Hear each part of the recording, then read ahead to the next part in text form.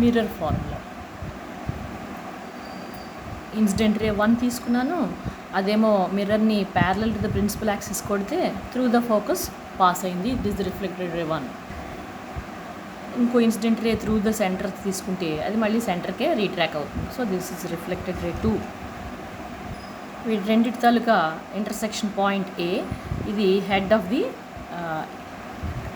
Object తాలూకా head ఇక్కడ form అయింది.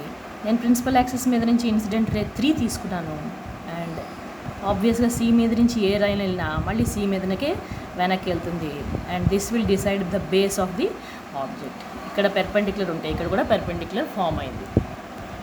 ఇప్పుడు మిర్రర్ ఫార్ములాలో చాలా ఇంపార్టెంట్ కాన్సెప్ట్ ఏంటంటే, ఇది ఆబ్జెక్ట్ ఏదైతే ఉందో ఈ ఆబ్జెక్ట్ మిర్రర్ నుంచి ఎంత డిస్టెన్స్లో ఉంది, ఈ ఇమేజ్ ఏదైతే ఉందో అది మిర్రర్ నుంచి ఎంత డిస్టెన్స్లో ఉంది అనేదే చెప్తాం. అంతేకాని సెంటర్ నుంచి ఎంత డిస్టెన్స్లో ఉంది, ఫోకస్ నుంచి ఎంత డిస్టెన్స్లో ఉంది అనేది మనకు అనవసరం.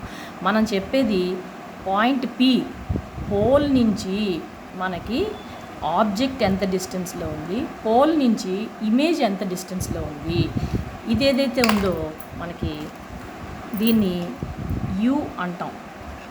ఈ distance between A and image and the mirror. అలాగే మన ఈ ఇమేజ్ తలక లొకేషన్ మిర్రర్ నుంచి దీన్ని మనం వి అంటాం. And for a given mirror C నుంచి పోల్కి మన తలక రేడియస్, ఇది ఎప్పుడు కూడా ఫిక్స్డ్ డిస్టెన్స్. అండ్ రేడియస్లో సగం డిస్టెన్స్ ఫోకస్ ఇది. సో ఎప్పుడైతే రేడియస్ ఫిక్స్ అవుతుందో ఒక మిర్రర్కి ఎప్పుడు ఫోకస్ కూడా ఫిక్స్ అవుతుంది.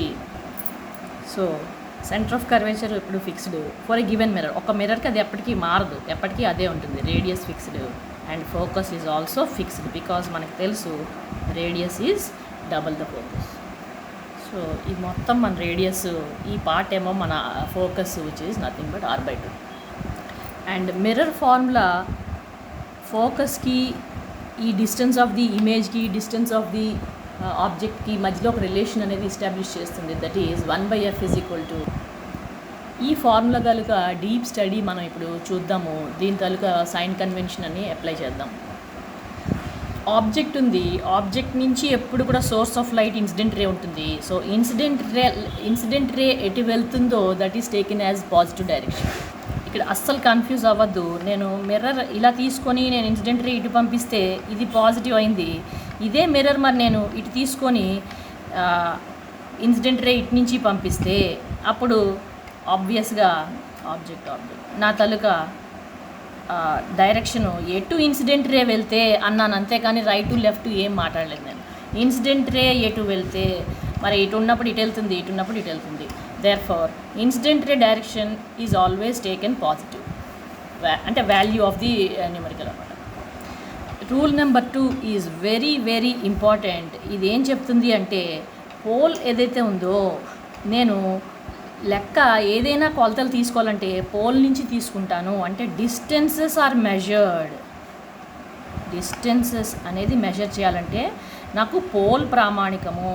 బికాజ్ దీన్ని ఆరిజిన్ ఆఫ్ ది మిర్రర్ అంటారు, origin point of mirror. So మనకి ఏది కావాలనుకున్నా సరే ఇది మూలపుటమ్మ ఈవిడ, ఇక్కడి నుంచే మనం మెజరింగ్ తీసుకుంటాము.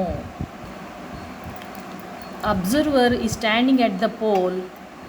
అండ్ రూల్ 2 ఏం చెప్తుందంటే distances are measured from the pole అని చెప్తుంది. పోల్ నుంచి మెజర్ చేస్తాను.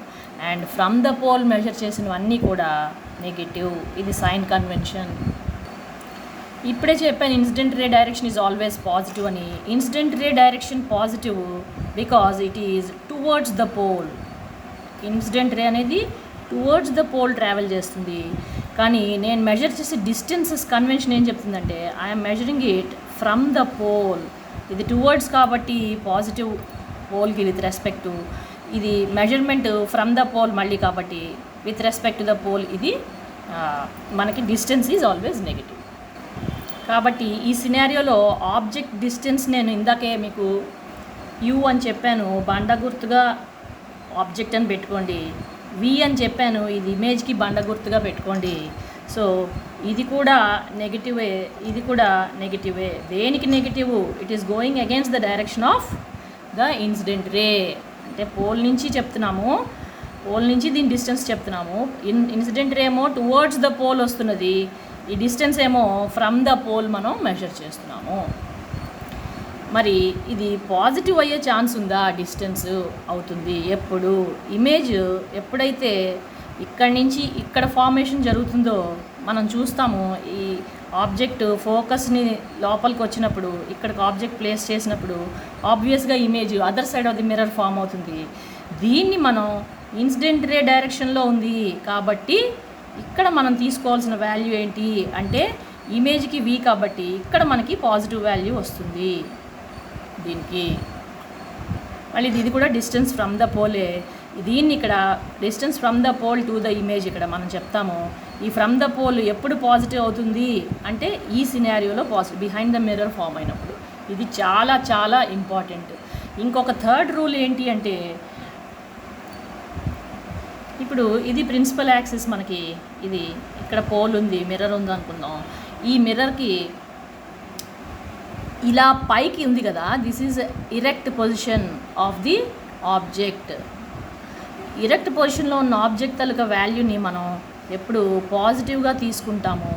అండ్ ఎప్పుడైతే ఆబ్జెక్టు ఇన్వర్స్ పొజిషన్లో ఉందో which is below the principal axis అంతా కూడా మనం నెగిటివ్గా తీసుకుంటాము. అండ్ ఈ రూల్కి చాలా ఇంపార్టెంట్ ఏంటంటే above the principal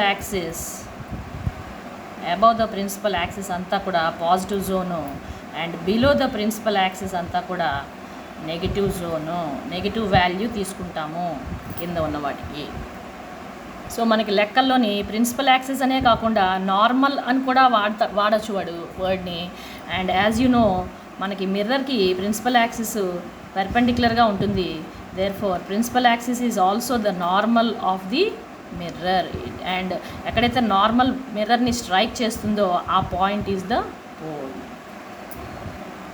so erect అయినంత మాత్రాన అది కింద ఉంటే అవ్వదు, మళ్ళీ erect and above the principal axis. ఇక్కడ ఇది రూల్ చాలా ఇంపార్టెంట్, గుర్తుపెట్టుకోండి.